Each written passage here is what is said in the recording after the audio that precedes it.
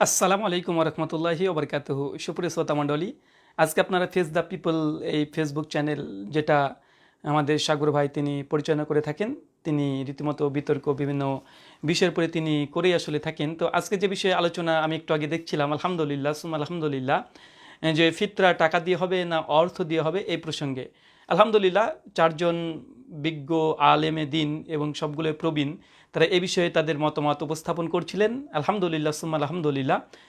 তো এই প্রসঙ্গেই আমি সংক্ষিপ্তভাবে কিছু আপনাদের সঙ্গে বলার জন্য এসেছি। আজকের প্রোগ্রামটা আসলে কেমন হলো, কি আমি সেই ইতিবাচক এবং নেতিবাচক কথাগুলো আপনাদের সামনে তুলে ধরার জন্য এসেছি। প্রথম যেটা কথা, যে আজকের আলোচনা যে সাজানো হয়েছে এটা আমার পছন্দ হয়নি কেন? কারণ হচ্ছে এটা যে আজকে চারজন ব্যক্তির উপস্থিতিতে আজকে আলোচনা হয়েছে, চারজন আলেম।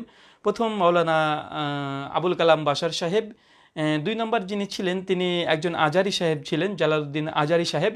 আর তৃতীয় একজন ছিলেন মৌলানা সাইদ সাহেব, আরেকজন ছিলেন আকরামুজ্জামান বিন আব্দুল সালাম।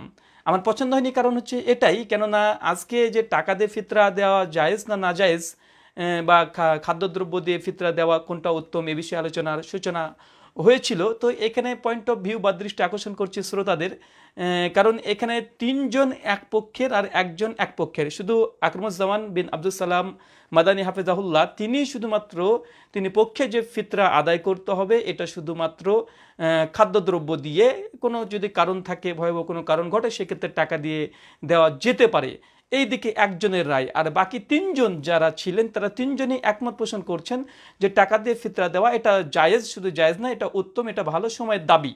তো এখানে স্বাভাবিকভাবে দেখবেন যে যখন তিনজন আলেম ফার্স্ট 10 মিনিট করে কথা বলছিলেন, 3-30 মিনিট অলরেডি কথা বলে দিয়েছেন, কিন্তু বিপক্ষীয় দল, প্রতিপক্ষ যিনি আছেন তিনি হচ্ছেন একজন মৌলানা আকরামুজ্জামান বিন আব্দুল সালাম হাফেজাহুল্লাহ।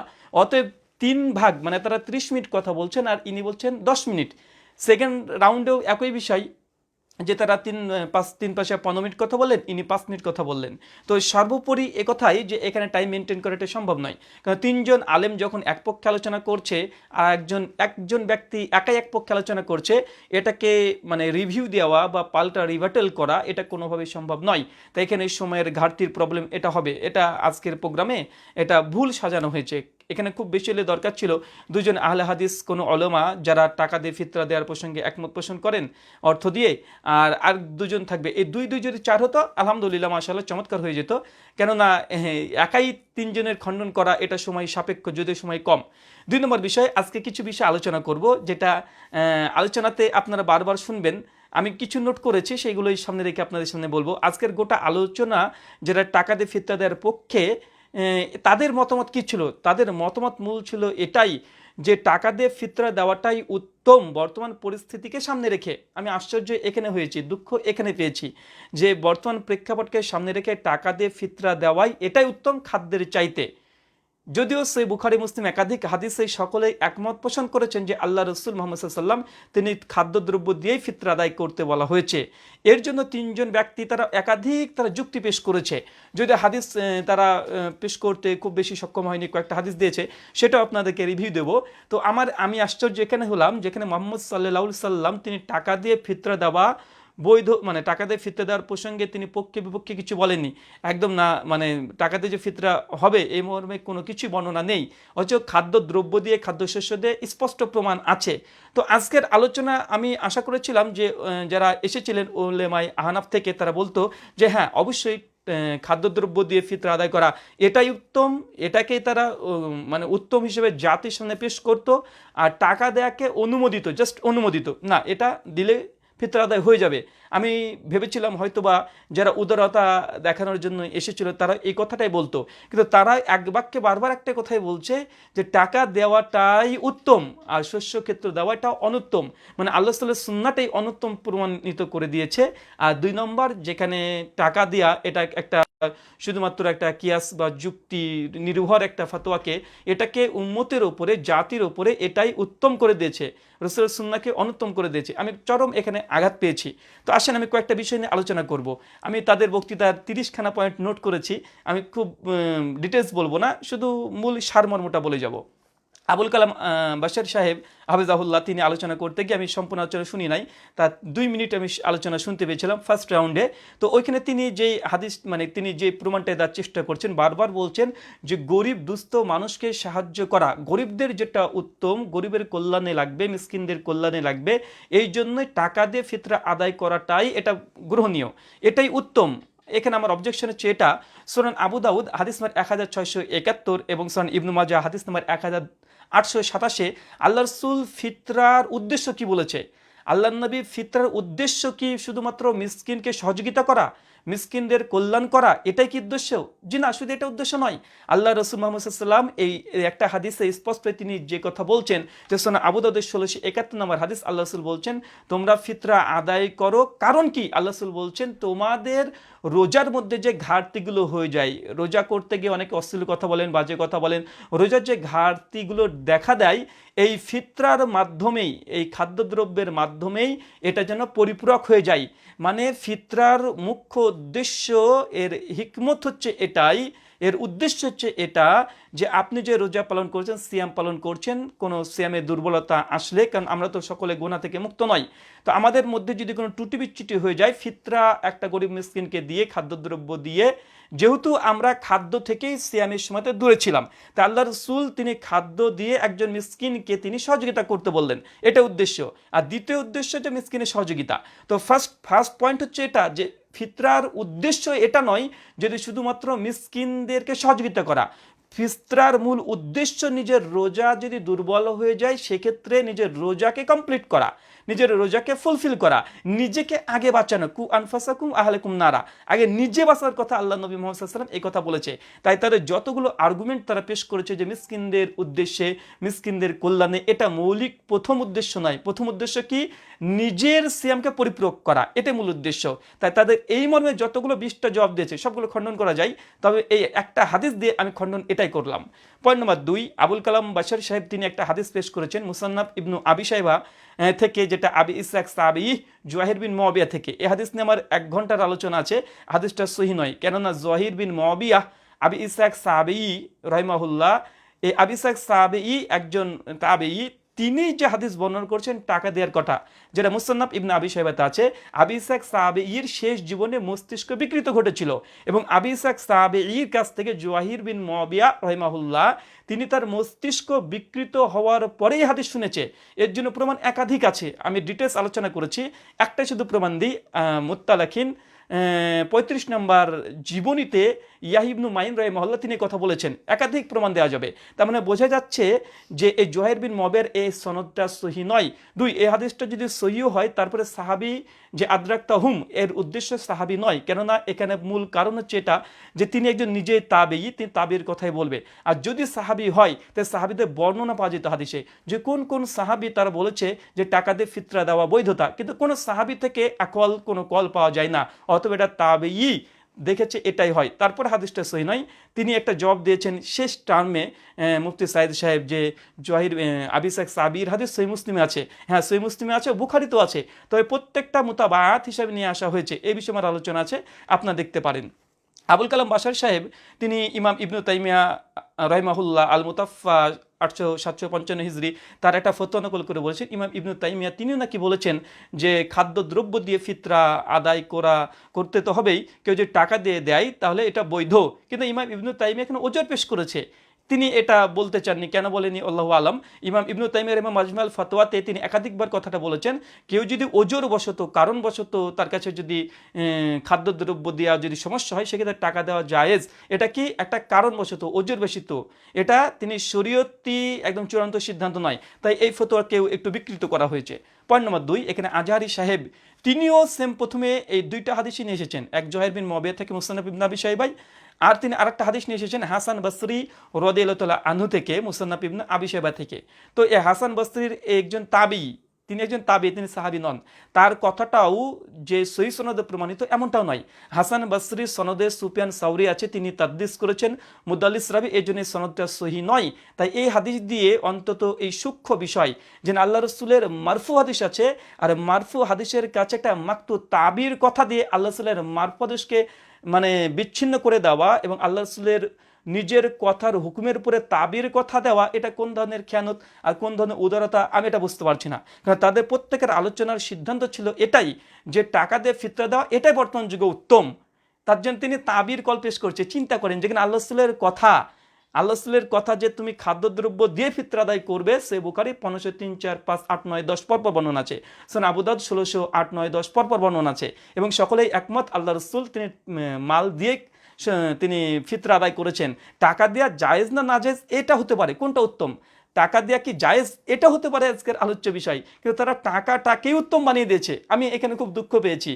এবং আল্লাহ রাসূল মুহাম্মদ সাল্লাল্লাহু আলাইহি ওয়াসাল্লামের হাদিসকে তারা একজন তাবিঈর, হাসান বসরি রাদিয়াল্লাহু তাআলা আনহু, তিনি সম্মানিত ব্যক্তি, কিন্তু তার ফতুয়াতে আল্লাহ রাসূলের একদম ওহী নির্ভর কথাকে তারা বাদ করে দেওয়ার চেষ্টা করছে এবং আল্লাহ রাসূলের আমলটাকে তারা অনুত্তম বলছে, একজন তাবির কথাটাকে তিনি উত্তম মনে করছেন।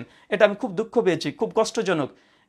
আর একটা বিষয় দেখেন, হাসান বসরির কলটা তো গেল, এটা মানে সহিহ সূত্রে প্রমাণিত নয়। তারপরে যেন তাবির কথা, আর হানাফি মাযহাবের মূল উসুল হচ্ছে এটাই যে তাবিদের কথা এটা হুজ্জত নয়, যেটা আমি একাধিক জায়গাতে আমি আলোচনা করেছি, আপনারা বারবার শুনতে পারেন। দারসে তিরমিজিতে জাস্টিস তাকি উসমানী তিনি একাধিক জায়গাতে বলেছে যে তাবির কথা এটা হুজ্জত না, আমাদের নিকটে হানাফিদের নিকটে হুজ্জত নয়, একাধিক প্রমাণ আছে। তারপরে দেখেন আজকে তাদের নিজের মানহাজ থেকে তারা দূরে চলে গেছে এই বিষয়টা। আরেকটা দেখেন, আজারি সাহেব আরেকটা তিনি দলিল দিয়েছেন যে বাইহাকিতে একটা অধ্যায় আছে, মুসান্নাফে একটা অধ্যায় আছে যে টাকা দিয়ে ফিতরা আদায় করার ব্যাপারে। তিনি এখান থেকে বুঝে নিয়েছেন, অতএব ইমাম বাইহাকির এটাই মত। এটা একটা সম্পূর্ণ একটা ভুল ধারণা। কোনো মুহাদ্দিস অধ্যায় রচনা করার অর্থ এটা নয় যে এটা তার ফিক।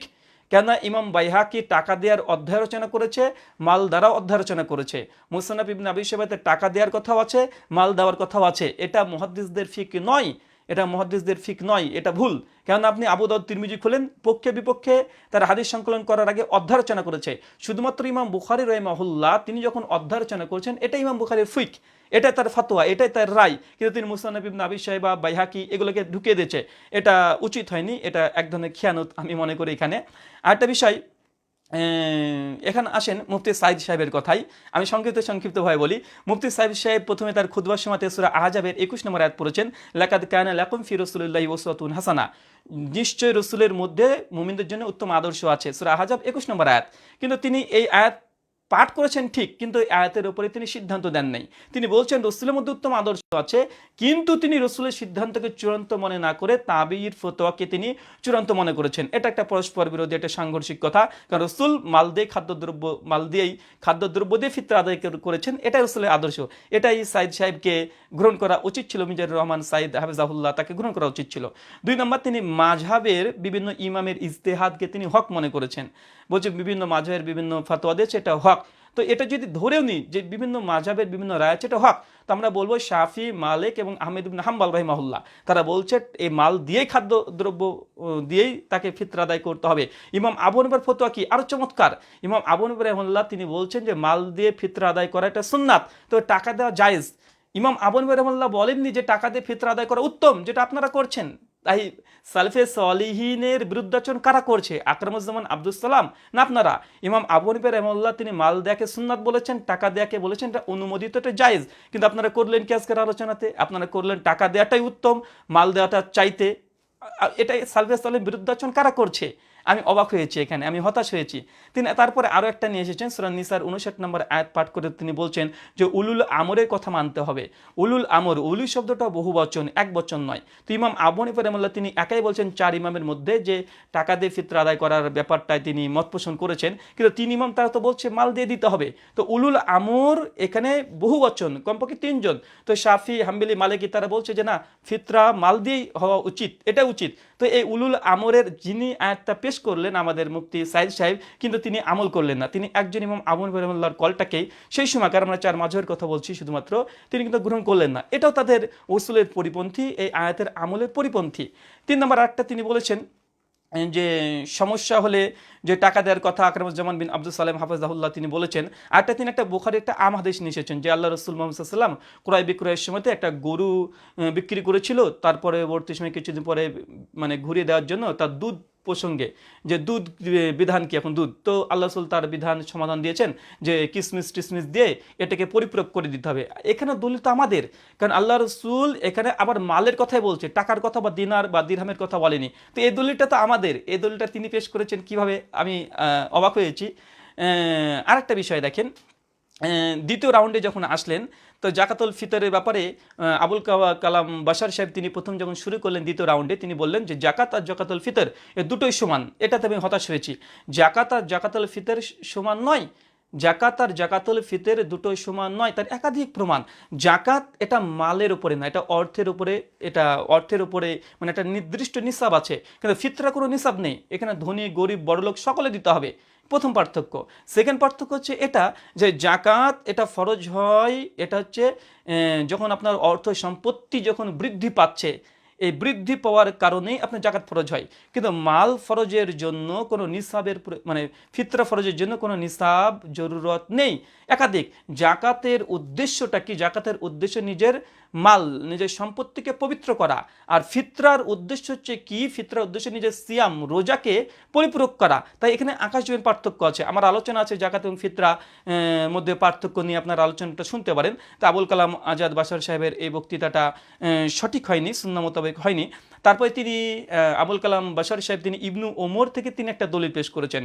কেননা আকরামুজ্জামান আব্দুল সালাম হাফেজাল্লাহ তিনি বলেছেন যে একটা জাল হাদিসও নেই আল্লাহ রসুল থেকে যে আল্লাহ রসুল তিনি টাকা দিয়ে ফিতরা দেওয়ার ব্যাপারে, অর্থ দিয়ে ফিতরা দেওয়ার ব্যাপারে বাশার সাহেব তিনি না বুঝে তিনি ইবনু ওমর থেকে কল পেশ করলেন। চ্যালেঞ্জটা ছিল কি আল্লাহ রসুল থেকে, তার দিয়েছে সাহাবি থেকে। তারপর ইবনু ওমর রাদিয়াল্লাহু তাআলা আনহু যে হাদিস মুসন্নাফে এসেছে বাশার সাহেব দিয়েছে, এই হাদিস সহিহ নয়। এখানে লাইস বিন আবি সুলাইম ইনি সমস্ত জমহুর মুহাদ্দিসদের ঐক্যমতে জয়ীফ, 25 জন মুহাদ্দিস থেকে মানে দুর্বল বলেছে, জয়ীফ বলেছে, কাযযাব বলেছে, একাধিক প্রমাণ আছে। আমার বিস্তারিত ডিটেলস ভিডিওতে আপনারা পেয়ে যাবেন। তারপরে দেখেন তিনি একটা যুক্তি দিয়েছেন যে দিনার আর দিরহাম, যে আল্লাহ রসুলের জামানাতে, মোহাম্মদ সাল্লামের জামানাতে সেই সময়তে দিনার, এক দিনার দিয়ে, এটা সাইদ সাহেব বলেছেন, এক দিনার দিয়ে একটা মানে ছাগল কেনা যেত, বাশার সাহেব বলেছে। তো সেখানে দিনারের কথা আসবে কিভাবে? দেখেন একটা বাংলাতে বই আছে ইসলামে জাকাতের বিধান, তার ওই বইয়ের 140 নম্বর পৃষ্ঠাতে স্পষ্ট লেখা আছে যে আল্লাহ রাসূলের জামানাতে একদম অর্থ এটা পর্যাপ্ত পরিমাণে ছিল, আল্লাহ রাসূলের জামানাতে থাকার পর আল্লাহ রাসূল এই হুকুম দেয়নি। তাই এই যুক্তিটা কোনো যুক্তি নয়। তাহলে আমরা এখানে বলতে পারি যে সেই সময়তে তারা ছোট ছোট জিনিস কিসের বিনিময়ে কিনেছে, শুধু চাল ডালের পরিবর্তে কিনেছে, এমনটা তো হতে পারে না। যাই হোক, তারপরে আরেকটা বিষয় তিনি দিয়েছে মুয়াজ বিন জাবালের হাদিস, যেটা সহিহ বুখারীর তালিকাত হিসেবে এসেছে। দেখেন সহিহ বুখারীতে ইমাম বুখারী হাদিস নিয়ে আসেনি, যেটা বাশার সাহেব দিয়েছে। এখানে প্রথম মুয়াজ বিন জাবাল থেকে যে হাদিসটা নিয়ে আসা হয়েছে, এই হাদিসটা প্রথমে তো এটা মানে ইমাম বুখারীর তালিক নিয়ে এসেছে, এটা হাদিস সনদ নেই সহিহ বুখারীতে। যদিও মুসান্নাফ আব্দুর রাজ্জাকের সনদ পাওয়া যায়, তারপরে সেখানে মুরসাল সনদ ইনকেতা আছে, যেটা ইমাম হাজার আসকালানি ফাতুল বারির মুকদ্দমা প্রথম খণ্ডে 18 পৃষ্ঠাতে বলে দিয়েছে যে মুয়াজ বিন জাবালের সঙ্গে তাউসের সাক্ষাৎ প্রমাণিত নয়, এটা ইনকেতা আছে, বিচ্ছিন্ন আছে। প্রথম হচ্ছে এটা যে মুয়াজ বিন জাবালের এই সনদ এটা ইমাম বুখারীর গ্রন্থে নাই। 2 নম্বর এর সনদ যেটা আছে সেটা মুনকাতি তথা বিচ্ছিন্ন সনদ, কারণ এখানে তাউস মুয়াজের সঙ্গে সাক্ষাৎ নেই। ইমাম বুখারী তিনি ফাতুল বারির মুকদ্দমাতে কথা লিখে দিয়েছেন আগেই, হাদিসটা মানে আলোচনা করার আগে তিনি মুকদ্দমাতে কথা বলে দিয়েছে। 3 নম্বর দেখেন এই হাদিসে কি আছে, মুয়াজ বিন জাবাল তিনি কি করেছিলেন, তিনি এখানে জাকাতুল ফিতরা না, জাকাতের কথা, জাকাতে তিনি কি নিতেন, জাকাতে তিনি অর্থের বদলে তিনি জামা কাপড় নিয়েছেন। তো এটা জাকাত, এটা ফিতরা নয়, এটা ফিতরা নয়। 4 নম্বর যদি ধরেও নিই যেটা ফিতরার জন্যই এটা নিয়ে আসা হয়েছে মুয়াজ বিন জাবালের, তারপরেও বলবো এখানে মুয়াজ এখানে কি করেছে রাদিয়াল্লাহু তাআলা আনহু, তিনি কি করেছেন, তিনি জামা কাপড় নিয়েছেন। জামা কাপড়, তো জামা কাপড় আর অর্থ এটা তো মালের বদলে মালই নেওয়া হয়েছে, এখানে টাকা নিয়েছে। বুখারীর এই দলিল থেকে 4টে জবাব যে এখানে টাকার পরিবর্তন ঘটেনি, এখানে মালের বদলে মাল পরিবর্তন হয়েছে, জামা কাপড় নিয়েছে। তাই আবুল কালাম আজাদ বাশার সাহেবের এটাও একটা ভুল হয়েছে। আর তিনি কঠোরভাবে বলেছেন যে সালাফদের বিরুদ্ধে আচরণ নাকি আকরামুজ্জামান বিন আব্দুল সালাম তিনি করছেন। আমার কথা, সালাফদের বিরুদ্ধে আচরণ কারা করছে? সালাফদের বিরুদ্ধে আচরণ তো আপনাদের মধ্যে আমি দেখতে পাচ্ছি, কেননা আল্লাহ রসুল থেকে, সাহাবি থেকে, তাবাই থেকে, 4 ইমাম থেকে আজ পর্যন্ত সমস্ত মুহাদ্দিসগণ, ফুকাহাগণ, মুজতাহিদগণ তারা বলছে খাদ্য দ্রব্য দিয়ে ফিতরা আদায় করা সুন্নাত। তবে কি টাকা দেওয়ার বৈধতার ব্যাপারে বলেছে, এতটা উদারতা দেখেছে। কিন্তু আপনারা যে এসে চূড়ান্তভাবে বলে দিচ্ছেন যে খাদ্য দ্রব্য চাইতে টাকা দেওয়াটা উত্তম, এটাতে আমি অবাক হয়েছি। আরেকটা দেখেন মানে এটা হচ্ছে সারমর্ম। তারপরে মুফতি সাইদ সাহেব শেষ বেলাতে এসে তিনি অনেক কথা বলেছেন যে একটা মীমাংসিত বিষয়ের উপরে ফতোয়া দিয়ে সমাজে বিশৃঙ্খলার সৃষ্টি করছে, হঠাৎই কোনো ফতোয়া দেওয়া। আসলে বিশৃঙ্খলা কারা সৃষ্টি করছে এটা নিয়ে একটা আলোচনা ডিসকাশন করা যেতে পারে। মানে সর্বোপরি কথা হচ্ছে এটাই, আমার কথা হচ্ছে এটা যে আল্লাহ মুহাম্মদ সাল্লাল্লাহু আলাইহি ওয়াসাল্লামের ফিতরা দেওয়ার মূল উদ্দেশ্য তার মানে সিয়াম তথা রোজার পরিপূরক হিসাবে। এটা সেকেন্ড স্টেপ হচ্ছে মিসকিন ফকিরদের এটা কল্যাণের জন্য। কিন্তু আজকে আলোচনা আমি যা দেখলাম এটা সম্পূর্ণ উল্টো হয়ে গেল। তারা মিসকিনদের বিষয়টাকেই বেশি লক্ষ্য দিচ্ছে, এমন ভাব তারা করছে যে নিজেদের রোজা নিয়ে কোনো সন্দেহ নেই, নিজেদের রোজা হয়তো একদম পরিপূরক হয়ে গেছে, এই জন্য তারা নিজেদের রোজার যেটা কাফরা। আরও দেখেন কোরআন মাজিদে আছে এর উত্তর, সূরা বাকারা আয়াত নম্বর 83-84, কেউ যদি রোজা রাখতে না পারে আল্লাহ সুবহানাহু ওয়া তাআলা কি বলেছেন? টাকা দিয়ে দিতে, টাকা দিতে বলেনি, কি বলেছে? যে তাকে খাদ্যদ্রব্য দিয়ে দাও, তাকে খাদ্যদ্রব্য। কেন? কারণ যেহেতু সে মানে খাদ্যদ্রব্য, মানে এখানেও একটা খাদ্যদ্রব্যের কথা পাওয়া যাচ্ছে। কেউ যদি নামাজের মধ্যে কোনো ভুল করে ফেলে তাকে কি নামাজের একটা অংশ দিতে হয়, নামাজের একটা অংশ মানে একটা সহসিজদা দিয়ে দিল। ঠিক ফিতরার ব্যাপারে এক, যেহেতু আল্লাহ রাসূল এটার উদ্দেশ্য বলে দিয়েছে যে নিজের সিয়ামকে পরিপূরক করা, আরেকজন সিয়ামি ব্যক্তি, একজন রোজদার ব্যক্তি সে খাবার থেকে দূরে থাকে, তার জন্য মানুষকে খাবার দিয়েই সহযোগিতা করবে, এটাই গ্রহণযোগ্য হতে পারে। আমার সর্বোপরি কথা হচ্ছে এটা, আমি ফতোয়া দিতে আসিনি, আজকের আলোচনাতে দুঃখ পেয়েছি এটাই বললাম। এটা আমি আশা করেছিলাম আলোচকগণ তারা এটা প্রতিষ্ঠিত করবে যে দেখুন একদম খাদ্যদ্রব্য দিয়ে ফিতরা আদায় করে এটাই সুন্নাত, এটা আপনারা করেন। তবে কেউ যদি টাকা দিয়ে দিতে চান তাহলে এটা আদায় হয়ে যাবে, এই জায়েজ পর্যন্ত ঠিক ছিল, কিন্তু উত্তম বানানো আমি এটা মানতে পারি না। এটা আমি অন্তত আমি এটা মানাটা সম্ভবই নয় যে টাকাটাই উত্তম। একজন তাবিজ যদি যদি কোনো তাবির কলও পাওয়া যায়, ওমর বিন আব্দুল আজিজ রাহিমাহুল্লাহ তিনি যদি তার যদি শাসন ক্ষমতা এটাও দিয়ে থাকে, তারপরে এটাই হয়, এটাই হওয়া উচিত ছিল যে টাকা দেওয়াটা জায়েজ, খাদ্যদ্রব্য এটাই সুন্নাত, এটাই উত্তম। আমি অবাক হয়েছি তাদের যুক্তি দিয়ে তারা আল্লাহ রাসূলের মূল হাদিসকে তারা খণ্ডন করে দিচ্ছে, এটা আমি অবাক হয়েছি। এটা অবাক হওয়ারই কথা, তারা যুক্তি দিচ্ছে এইভাবে যে মিসকিনদের উপকার করার জন্য। তো আমরা একাধিক জায়গাতে বলতে পারি তাহলে হজ করার কি দরকার? হজ করার দরকার নেই, গরিব মানুষকে টাকা দিয়ে দেন, আপনার হজ হয়ে যাবে। কেন হাদিস থেকেও পাওয়া যায়, কিছু নুসুস দলিল আপনার নিয়ে আসতে পারবেন। কুরবানি দেওয়ার কি প্রয়োজন? কুরবানিতে প্রচুর মানুষ, একজন গরিব মানুষের বাড়িতে প্রচুর পরিমাণে মাংস হয়ে যায় কুরবানির দিনে, তো কি দরকার? তাকে টাকা দিয়ে দেন, তার যখন ইচ্ছা সে মাংস কিনে কিনে সারা বছর খাবে। তো এই ধরনের যুক্তি তো আমরা একাধিক দিতে পারি যে কুরবানির সময় একজন মিসকিনের বাড়িতে 50 কেজি পর্যন্ত মাংস থেকে যায়, মাংস নষ্ট হয়ে যায়, তো কি দরকার এত কুরবানি দেওয়া? কি 2-4টে কুরবানি একটা গ্রামে দিয়েছে, দিয়ে দিল, আর বাকি 10-20টা যা ছাগল গরু আছে সেগুলোর টাকা তারা মানে বিক্রি করে দিয়ে কুরবানি গরিব মানুষকে বন্টন করে দিবে, তারা সারা বছর তারা মাংস কিনে কিনে খাবে, জামা কাপড় লাল টুকটুকে জামা কিনে পরবে। এই যুক্তি দিয়ে কি ইসলাম চলবে?